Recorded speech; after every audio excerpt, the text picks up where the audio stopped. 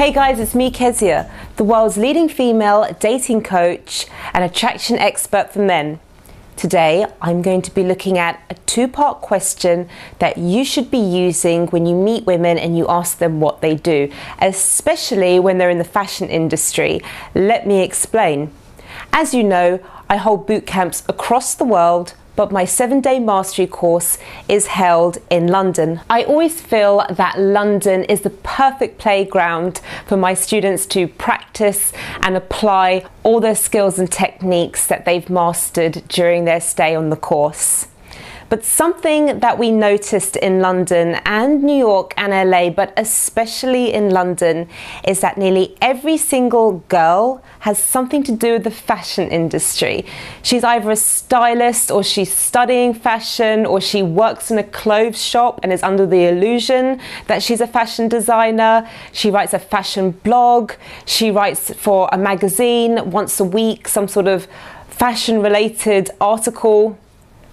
And a lot of my students said, you know, Kezia, I like fashion, but I'm not obsessed with it. And what they do is they try and get off the subject, or they start asking the same old generic questions that most guys ask when they meet a girl who says she's in fashion.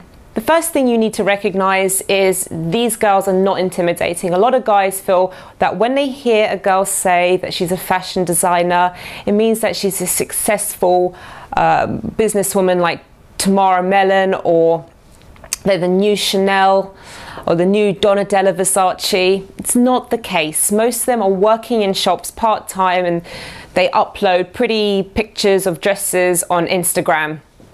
That's about as far as it reaches, to be honest. So don't feel ever threatened by them or intimidated by them at all.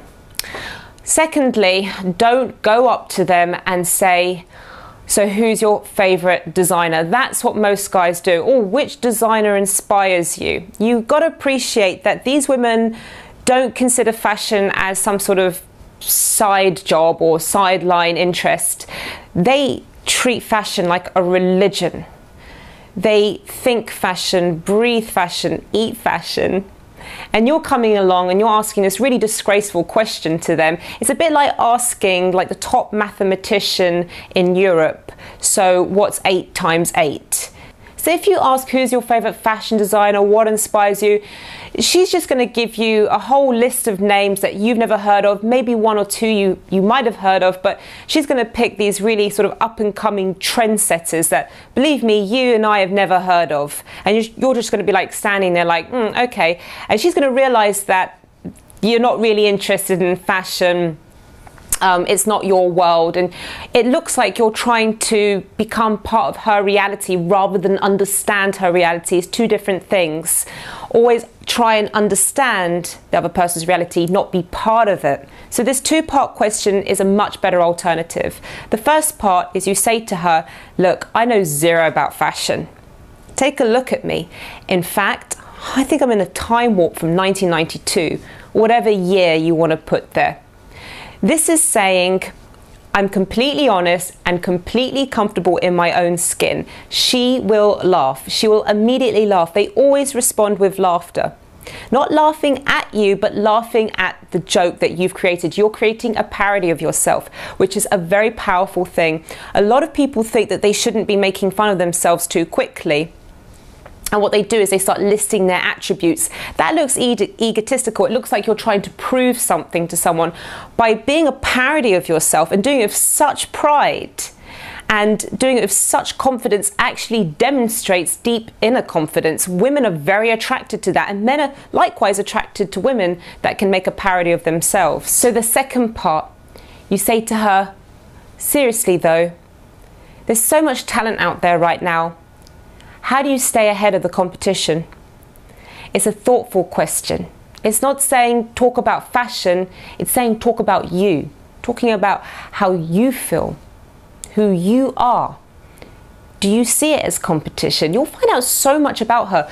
You know, do you see it as competition? Maybe she doesn't feel threatened. Maybe she likes the competition. A lot of people say to me, oh, Kezia, can you cope with this competition coming along or that competition? And I said, when there's no competition, I become inert. I need competition. I need it. It fuels me. It fuels my ambition. I'm a very goal-focused person. If I have competition, no competition, and I become bored. Now, just by asking me a question like that, you could extract so much information about who I am as a person, likewise with any other girl. Now, you can use this two-part question with girls from other industries also. It doesn't have to even be just artistic industries, any industry. You just have to tweak it, but the structure is there. You make a parody and then you ask a thoughtful question. Remember the rule, you don't want to be part of her reality. She has to be part of your reality, but you want to understand her reality and have a very transparent dialogue with her. This is far more attractive. She will have a lot more respect for you and you'll make a strong impact. Thank you for watching this video. I hope it helped. It's helped a lot of my students, that little trick. Remember to subscribe to my channel and check out my website www.kezia-noble.com.